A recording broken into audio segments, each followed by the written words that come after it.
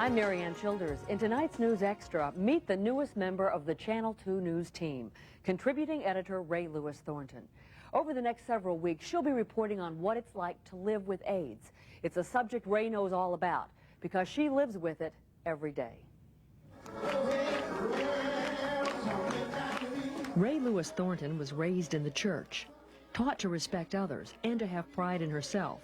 Not the kind of person who got AIDS, or so she always thought.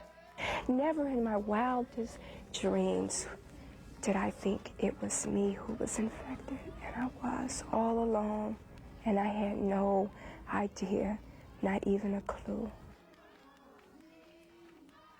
Ray learned she was infected with AIDS by accident. It was 1986. She was working as a political organizer in Washington when she heard news about a blood shortage. So she organized a blood drive and gave blood herself. The routine test at the Red Cross revealed the AIDS virus. Ray was 24. I went to college, I went to graduate school, I worked hard, I stayed away from drugs, I stayed away from alcohol. I never had a one-night stand, but I was always in search of Mr. Right. And that meant sex. Only Ray was careful to take precautions, thought she was doing the right thing. She never thought of AIDS. When I was having sex, we didn't even know AIDS existed. When I became infected, AIDS wasn't a part of our world, was not a part of our world. The only thing that I knew to do was to take birth control pills so that I didn't get pregnant and embarrass my mama. Ray kept her infection secret for 6 years until her immune system began to fail.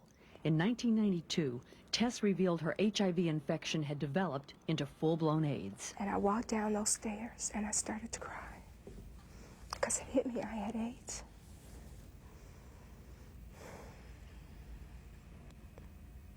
Every now and then, it hits me. Not too often, but every now and then. I become overwhelmed sometimes with sadness and I cry. Or maybe I do what I just did. I let a tear emerge and then I tell it to go away. You can't come out. You can't come out today. And that's all I do. Ray hides it, but AIDS is ravaging her body. There's never a shortage of medicine, that's for sure. Despite $800 of medicine each month, she suffers debilitating fatigue, night sweats and insomnia, chronic yeast infections, severe weight loss, and constant fear of illness, the cold, the virus that could put her in the hospital on a respirator. If I wake up in the morning and my biggest problem is that I'm tired and I can't get out of bed, then I say, What are you most afraid of, Ray? not being attractive, looking in the mirror and seeing someone that doesn't even resemble who I used to be. That scares me. As Ray goes about the routine chores of everyday life, it's also a struggle to keep her fears at bay. The death doesn't frighten me. It's the control of my faculties that frighten me. Not being able to clean my own body, to clean my house, and to take my husband's clothes to the cleaners and pick them up scares me. Ray met Kenny Thornton 1 year ago at church. They talked about her illness. They married 6 months later. He married you knowing that you... He knew that I was HIV positive. He knew that I had full-blown AIDS. He liked me. He said that it was something about my spirit that attracted him to me. You know, a measure of a man really shouldn't be whether or not he'd marry you and have sex with you with AIDS, but whether he'd marry you and be with you and not have sex when you can't have sex, when it's no longer part of your life, but find other ways to share and be intimate. That's really, to me, a measure of a man, and my husband meets those standards. Her marriage is the only stable part of her life. AIDS has changed every other aspect. She's had to give up her career, abandon her work on a master's degree, her plans to teach political science, and her dreams of having children. What she hasn't given up is hope. Can't stop living. It's just, it can't win. It can't win. I can't surrender. AIDS can't win. I can't surrender my life to AIDS. I am not a victim. I had a choice to have sex or not have sex. And I made that choice. And so now what I will do, I will be a woman and I will accept the role that I played in it. I've worked too hard to be where I'm at. I left home when I was 17 and I didn't miss a beat. And I'm going to stop now because these things are inside of my body. They are destroying my body, but they are not destroying my spirit. Never. Ray's series on living with AIDS begins this coming Tuesday night on Chicago's News at 10. She'll examine the issue of disclosure. Now, she believes that accepting you have AIDS is the first thing you have to overcome, but trying to decide whether and how to tell those around you is almost as difficult. Living with AIDS, Tuesday at 10 on Chicago's News.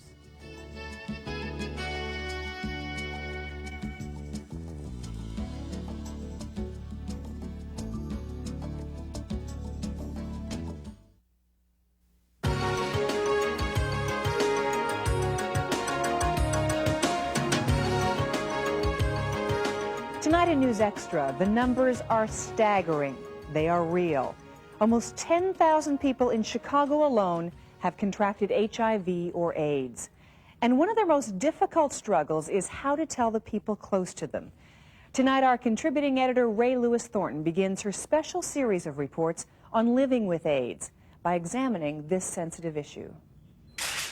Little closer, very cute, a little bit to the right. Yeah, good. I've never really liked to have my picture taken. But since I've disclosed that I have AIDS, I've been on the cover of magazines. I don't want other people to get infected. That's why I tell my story. But I understand why many people, like this woman, don't tell. We've changed her voice for this interview. It's like you're a leper. And a lot of people, in their mind, that's the image that comes up. You're the ultimate in being unclean. And for a long time, that's how I felt. I felt very dirty. I felt unclean. And it's something that can't wash away. She kept her infection secret for 4 years. Something they call good AIDS, bad AIDS. If you got it from a transfusion, well, oh, poor you. But if you didn't, kind of you deserve it.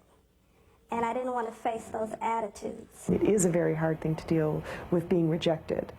You're already dealing with a terminal illness, and then on top of it have to deal with being rejected by others. Mommy don't feel like playing today, okay? Since I've disclosed, I've gotten letters that would break your heart from people with AIDS who are all alone, abandoned, and even kicked out. I think people who can't deal with this, it's not the disease they can't deal with. If they have to deal with your mortality, then they have to deal with their own. Nobody likes to think about dying. But as hard as it is, I believe that people with HIV and AIDS need to disclose. First, you owe it to the people that you love. Family members that don't get the information ultimately feel that they weren't trusted, that they weren't allowed to participate in the support.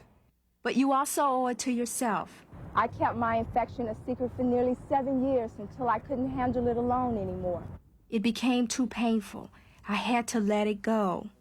But that urge, sometimes just the secret, you just want to just tear it off once and for all. Like a Band-Aid, you know it's going to hurt, but just get it over with. And I moved from not wanting to say anything at all on some days to just getting so tired of thinking about it that I'm just ready to stand on the roof and just shout it.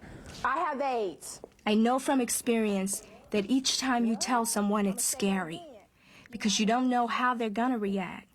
But each time you tell someone, it's like the weight of the world has been lifted off your shoulders. It's like living in a box. And every time you tell someone, the box gets bigger and bigger. And that's how I feel now. I have more breathing room. Ray, who did you tell first? When I made a transition to AIDS after 7 years of living with HIV, Reverend Jesse Jackson was the first person that I shared it with, he and his wife. I had worked for them for 12 years, and I lived in their home and been a part of their family. And it was probably the most difficult thing, but Reverend Jackson and his family were very warm and very kind and very compassionate. And Reverend Jackson said to me, I loved you then and I love you now. What's your next report about? Teens and AIDS. It's Thursday night, 10 o'clock news hour. You know, adolescents, the largest rising group in the country right now. And so we hope that young people will tune in and see how they're impacted by this disease. Not just young people, we'll be there too. Absolutely, absolutely. As you saw in Ray's report, telling family and friends that you have AIDS can be very difficult. And being on the receiving end of such news isn't so easy either. Tonight we have counselors answering our Interact 2 phone lines. So if you or someone you know needs help, they'll be here until 11:30 tonight taking your calls. Our number is 312-664-1818. 664-1818. We'll repeat the number again in less than a minute.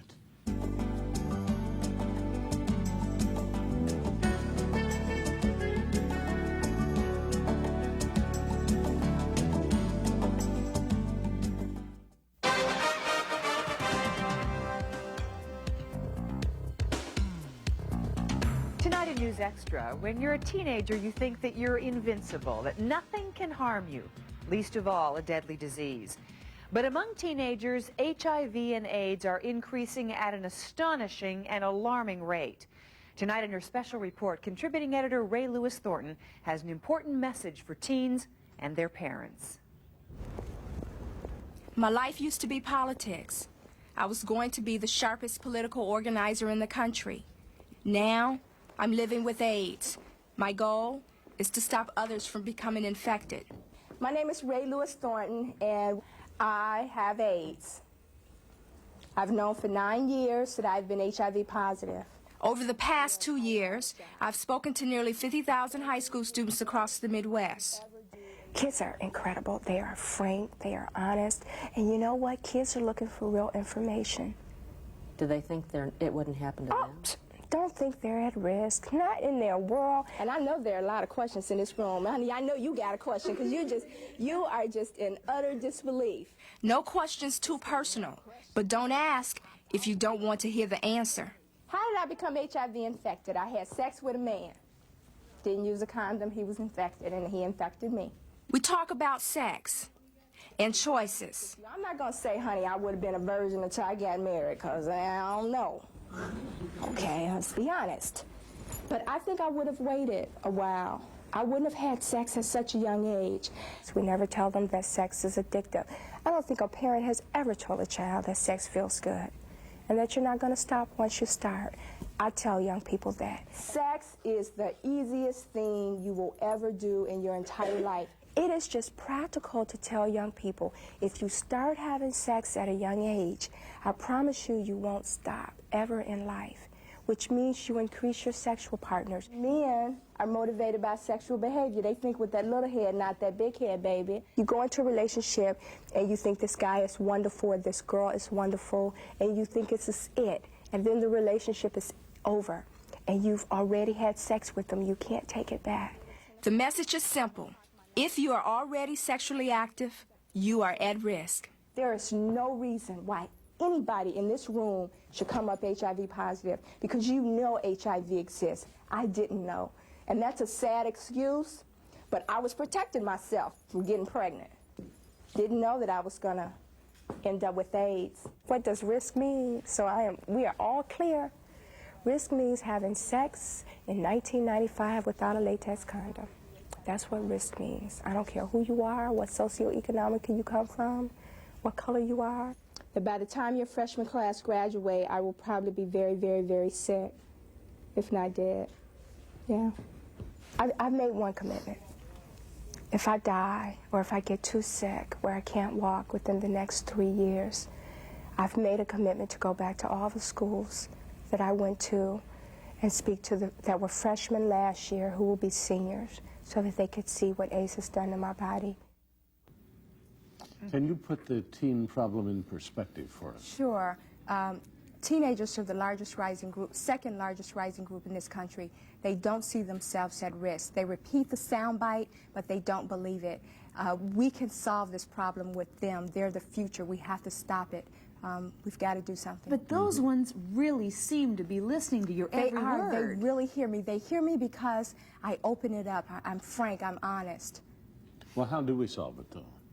I mean, they want to believe, but how do we get them to practice? Well, I think that seeing images that look like them of people with AIDS, me being here, It's a part of that process of them believing the sound bite that anybody can get it. Ray, tell us about your next report. Well, the next report is going to be on relationships. It is very important for people who are living with AIDS. We're going to explore dating, intimacy, marriage, and we're also going to look at friendships. Thank you, Ray. Absolutely. Thanks, Ray. As you saw in her report, it's very important that young people understand that they are at risk, too, of contracting AIDS. Tonight, we have counselors from the Howard Brown Health Center answering our Interact 2 phone lines. So if you or someone you know need help, they'll be here until 12:30 tonight taking your calls. Number again, 312-664-1818, 664-1818. Coming up, a shocking medical story, another report of a wrong body part being removed during surgery. Have you ever wondered how people win those NCAA office pools? We'll have a few answers.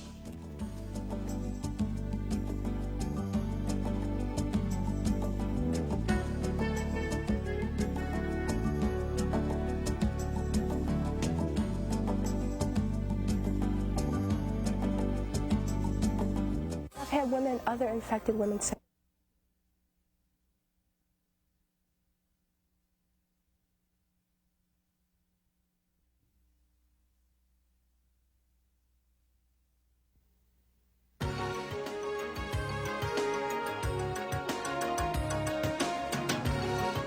Tonight in News Extra, love, marriage, and living with AIDS. Many relationships can't withstand the emotional and the physical trauma of this illness. But contributing editor Ray Lewis Thornton gives us a personal look at what makes her marriage work, despite all the odds. My husband and my marriage are the most important parts of my life. And because I have AIDS, we know we have to take advantage of each day, find joy in each minute. Ours is the kind of relationship I'd always hope I'd have. But after I was diagnosed, I feared it would never happen. I had men who would wine me and dine me and spend money on me and spend time with me and have sex with me, of course with the latex condom. They didn't want the commitment. They said, I can't watch you go through this. I can't watch the diarrhea. I can't handle the 20 pills a day. I can't handle you not being vibrant and able to wash yourself. I can't commit to wash you. And that's life. And that was my life until I met Kenneth Thornton. He was shy at first, and he still is. He drove me home from church for many months before he got the courage to ask me out. And we knew right away we were soulmates. I felt something about her that was special. Look, I love her and keep her in sickness and in health. He knew I had AIDS, and it didn't matter. We dated for 6 months and got married last August. But it wasn't easy. Everybody had an opinion on it. He must have AIDS because he's marrying her. And I cried more about that than I did about having AIDS. But I still got married, and I still walked down that aisle with no veil on my face because I wanted everybody to see that, yes, I am bold. I am going to get married. But the hard part didn't end there. We can have sex, but we have to be careful. A latex condom is a must. But this illness is taking its toll, and often I'm just too fatigued to even think about sex. Physically, she can't give me 100%. Spiritually and intelligently, I get 120%. But what we've chosen not to give each other is a child, and it's a hard decision to live with. There's a 70% chance that our child would not be HIV positive. The problem is, if I can't wake up in the morning and brush my teeth and care for myself, how in the world am I going to care for a baby? When we go into a room and there's a baby, I make a mad dash for the baby. And I say, see the baby? And he says, yes, Ray, I see the baby. It's not going to happen. That's something that she wanted badly. A lot of people ask me, what will Kenny do when I'm not here anymore? I'm not worried because Kenny says God gives us only what we can handle. I love my wife, and the love that I have for her is much, much bigger than this disease. I just pray that I can handle it, which I know I can. As you saw in Ray's report, it's very important to discuss AIDS, which we want to do right now, especially dating. How do you tell someone you're dating or want to date that you have AIDS? Well, you know, it's a very difficult thing. I think first you should develop some comfort level with that person, and then in a non-intimate, a very neutral setting, share your HIV status, and then talk about what that means. I think it's hard because there's always the fear of rejection. But one of the things is that you should not put that person at risk. You should give the person the option to be at risk. You're sensitive tonight when you haven't been before because your husband yes, is involved and you're husband, kind of replaying that for yeah, yourself. Ray, your next report is on the workplace. Yes, what we're going to look at, can an employer ask you if you're HIV positive? Can they fire you if you're HIV positive? It's going to be a really incredible piece, AIDS in the workplace. Very important to know. Yes. As we say, it's important to discuss these things. Tonight we have counselors from Test Positive Aware answering our Interact 2 phone lines. If you or someone you know need help, they'll be here until 11:30 tonight taking your calls. That number is 312-664-1818. Again, 664-1818. The phone lines are open for a little over an hour. Call us. And as we move on here, how would you like a ticket to Friday night's Bulls game? Well, who wouldn't? Who wouldn't? Still ahead, we'll tell you the winner of a big raffle to see MJ in his hometown return. In the short term, weather looks great outside, but there could be some rain moving this way by late in the day tomorrow. We'll see how soggy it'll be when we come back.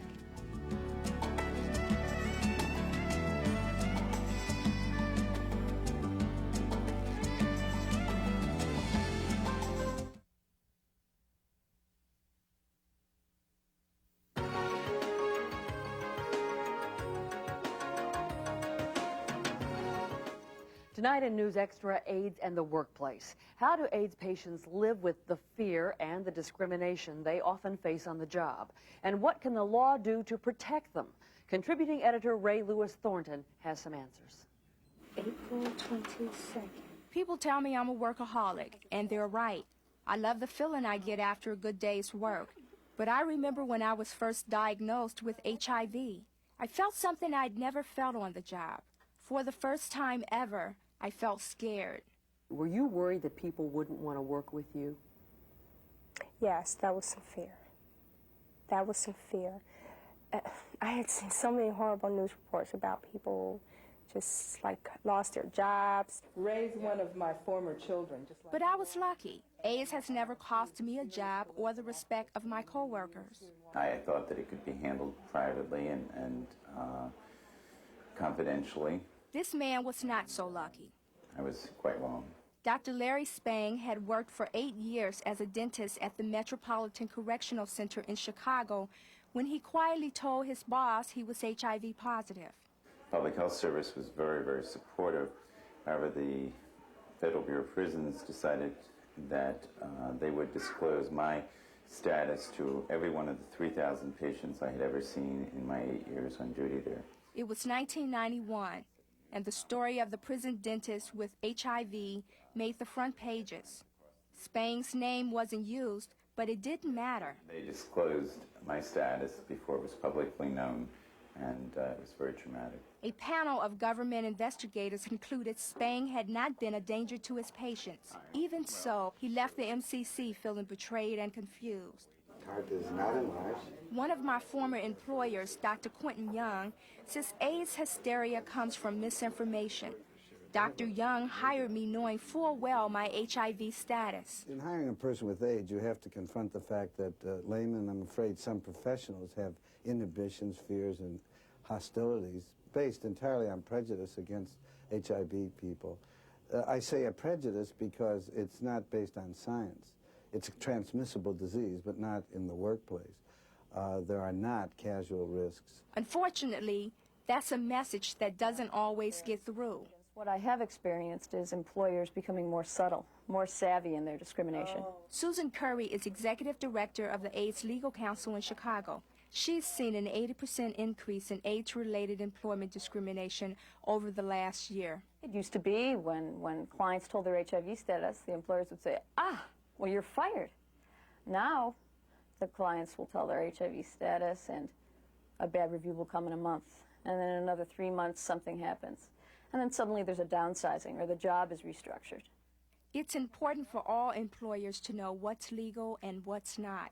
Before you make a job offer, you cannot inquire about the applicant's HIV status or require an applicant to take an HIV test. After you've made an offer, you cannot revoke it solely because of HIV status.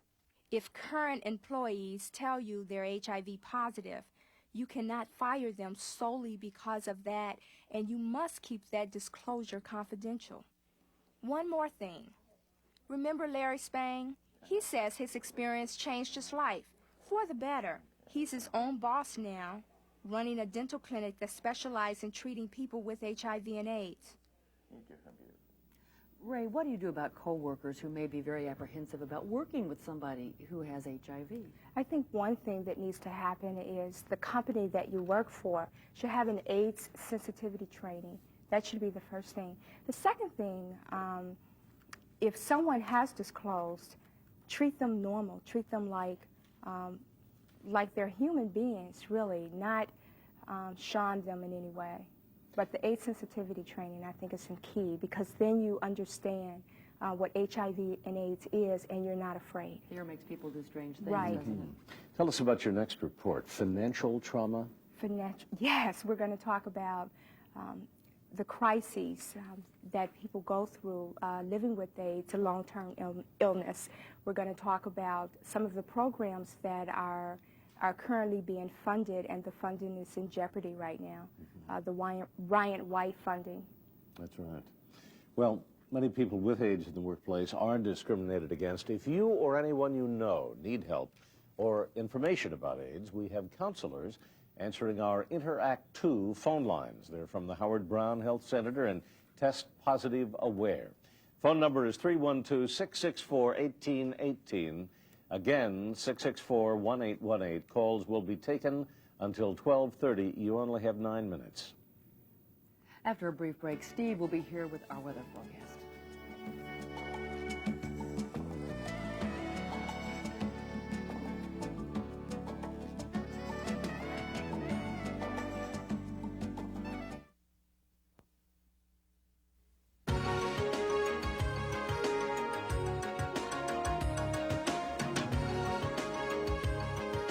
Tonight in News Extra, the financial burden of living with AIDS.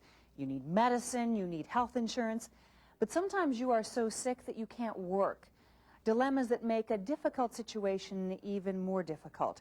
Contributing editor Ray Lewis Thornton explains the maze of financial problems that AIDS patients have to deal with every day. Paying the bills, it's one of the most frustrating times of the month. And since I've developed AIDS, it's also one of the most frightening. AIDS ended my career and the financial security that went with it. Medicine is expensive. Living is expensive. I can't work. People say you look good. I keep hearing that, man. I get so sick of hearing you do look good, right? Okay. Yeah, I do look good. Yeah, but I'm still broke, and I still can't afford to sometimes pay my rent. I went from $3,000 a month to $600 a month on disability. $600 a month isn't enough to pay rent. The cold, hard fact is, living with AIDS is expensive. I have to watch every dollar I spend. Even with my husband's income, things are tough. Because it's a chronic terminal disease, AIDS depletes you not just physically, but financially as well. I have no medical insurance. I go to Cook County Hospital, and I wait 3 hours just like all poor people. No one will insure me. And even when I was working, no one would insure me. And they named it. They said, we're not going to insure you because you're HIV positive, and that's a pre-existing condition. The old pre-existing condition. Oh, boy. And it works, especially with AIDS, because what they will say is that every illness you get is AIDS-related. How much does your medicine cost? I don't buy it. Thanks to the taxpayers of Illinois, I get it free at Cook County Hospital. But if I didn't get it free, it would be about $800 a month. I can't help it. I'm full. My husband, he's always nagging me to eat. But when you have AIDS, you don't have much of an appetite. It means you lose weight at an alarming rate. It also means you need new clothes. I lost my entire wardrobe because I lost weight. I went from a size 12 to a size 6 in just 6 months. My closet was empty. People were sympathetic, but no one offered to help. Maybe they just didn't know what to do. Friends say, if you need something, call. But a proud woman like me would never pick up the telephone and call. And I suspect there are other people living with AIDS who would never pick up the telephone and call. And so every now and then you just got to put the money in their hand and say, here, you know, I just, you know, want to give this to you. So we need that. We need many things. Ray isn't here with us on set tonight because she has a speaking engagement at Northern Illinois University in DeKalb. Her next report on Thursday will deal with the issue of women with AIDS. Women are the highest rising risk group. Ray will talk about their particular problems. As you saw in Ray's report, living with AIDS is very expensive. Tonight, we have counselors from Test Positive Aware answering our Interact 2 phone lines. The counselors speak English and Spanish. If you or someone you know need help or information about AIDS, they'll be here until 11:30 tonight taking your calls. The number is 312-664-1818. That's 312-664-1818. Steve Baskerville will be along with our chilly forecast coming up after a break.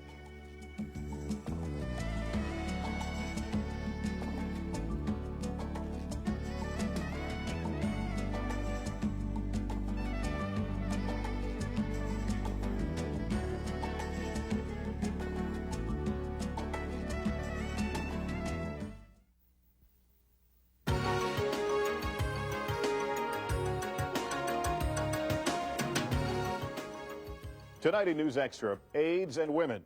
AIDS cases among women are increasing at a rate of 17% a year, making them the fastest growing risk group.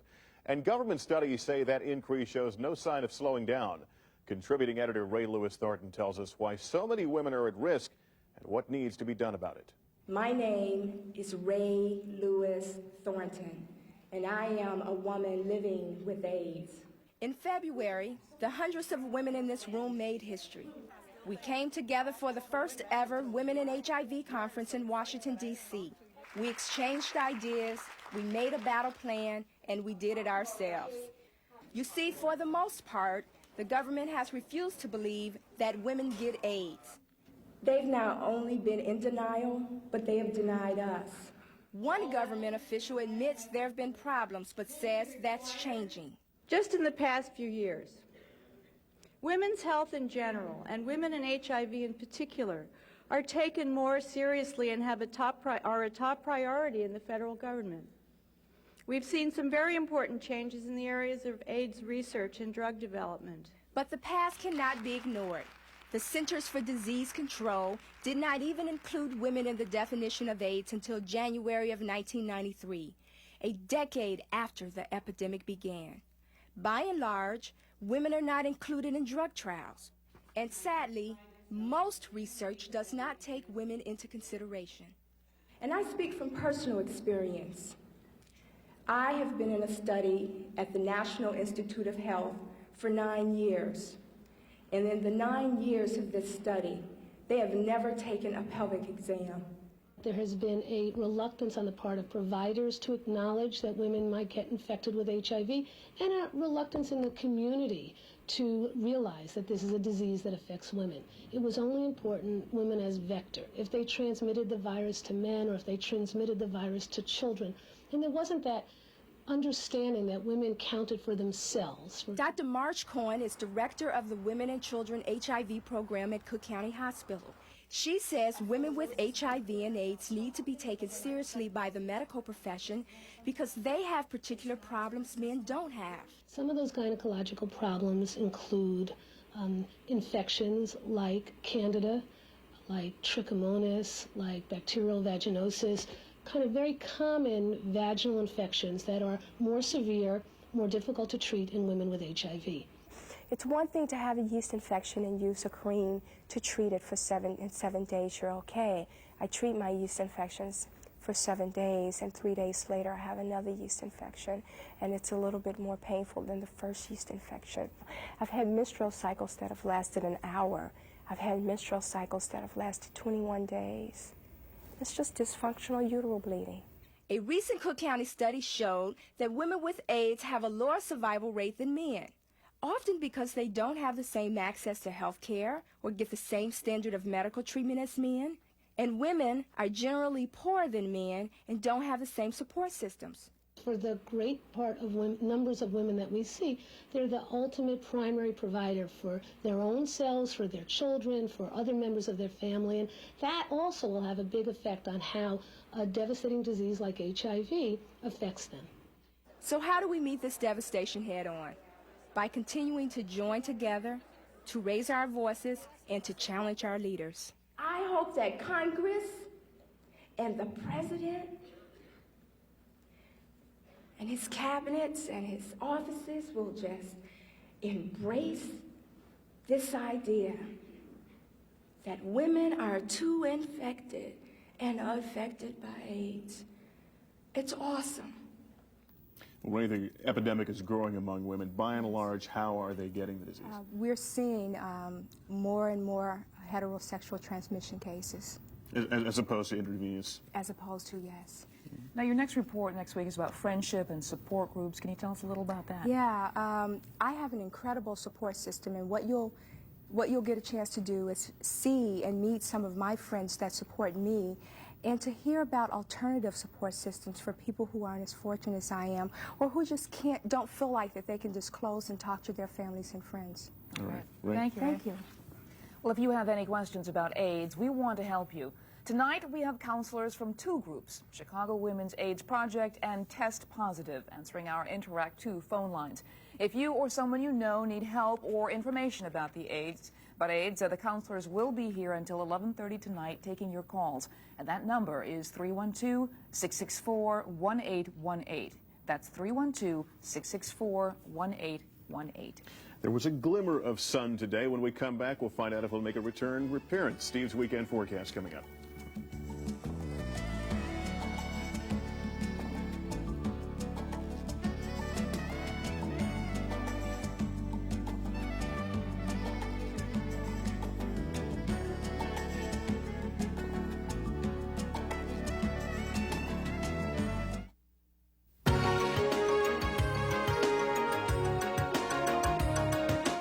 Tonight in News Extra, the importance of friendship when you're living with AIDS. We all need emotional support, but when you have HIV or AIDS, friendship can take on a whole new meaning. Contributing editor Ray Lewis Thornton introduces us to some of her friends and tells us how they have helped her through the tough times. Hi, Ray. Good. How are you? It's really true. You gotta have friends. How are you, dear? Oh, I'm okay. It's important for all of us, but when you have AIDS, friendship takes on a whole new dimension. Your friends aren't just your friends. They become your support system and your caregivers. Oh, here is this. Here's your threesome. Okay. Audrey and Arthur and I have been inseparable since college. We're quite a threesome. I'm African American, Arthur's Greek, and Audrey's Jewish. We've studied together, we've talked about men, we've disagreed and we've agreed to disagree. We've stuck together through everything, including my illness. I remember the day that she told me. I was in a state of shock. I just went home and I was in a state of shock. I mean, I couldn't believe that this was affecting somebody that I knew. I mean, I knew how she lived her life. And it was not one where you would think that somebody would become HIV positive. It's not easy telling friends you got HIV or AIDS. I wondered how it would affect my friendships. I've been lucky. This disease certainly won't affect how much I love Ray and how much she has impacted my life. And I hope to be her friend forever. But not all people with AIDS are as lucky as I am. Carol Reese is the executive director of the AIDS Pastoral Care Network. She's seen the loneliness and isolation so many AIDS patients feel. Many people that are living with HIV and AIDS have absolutely no one that they can count on, either because of their HIV status, maybe their friends, their churches, their families have ostracized them. I've known my best friend Carrie for 18 years, but telling her I was HIV positive was one of the most difficult things I ever had to do. But I feel a responsibility to prepare those close to me for what's going to happen.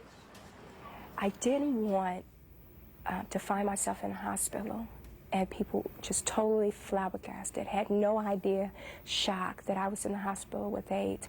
And so I wanted some preparation. I wanted to prepare people who loved me for this process that's eventually going to happen.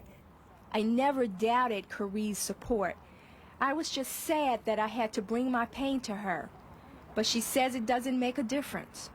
When a friend has AIDS, it's so important to just be there and listen and assure her that no matter what, no matter how bad it gets, through the good times and the bad, that you're still just that, always a friend.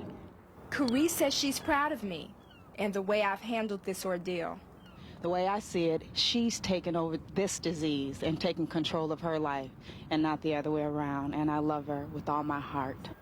But as lucky as I've been, there've been some hurtful times. Has anybody not been supportive, Ray? Well, I've had relationships that have dissolved, and they've dissolved because of denial, because they wanted me to be this person that I used to be that I can no longer be. As with all hard times, having AIDS can really show you who your friends are. And as hard as it is, you need to reach out to the people around you and let them reach back to you. I think the important thing for people to know is that you don't have to go through this alone, that there are people out there who care and are willing to go through this process from the beginning to the end with them. Ray, your next report on Tuesday is about the physical changes that AIDS patients go through. Can you talk about that? Well, you know, this will be the first time that the viewers will see me not so good. You'll see me when I'm not made up and not so perfect, and see some of the difficult days that I have living with AIDS. That's Tuesday. That's Tuesday. Everyone should be so blessed to have such wonderful friends. I'm fortunate. I really am. Thanks, Ray. Test Positive Aware is a group that offers a buddy program for AIDS patients, and tonight, counselors from TPA are on our Interact 2 phone lines to answer your questions about HIV and AIDS. The number is 664-1818. That's 664-1818. Counselors will be on our Interact 2 lines until 11:30 tonight to take your calls in English and Spanish. Coming up after a break, Paul Douglas will be here with our weekend weather forecast. We'll show you a new spelling champ who learns her lessons at home.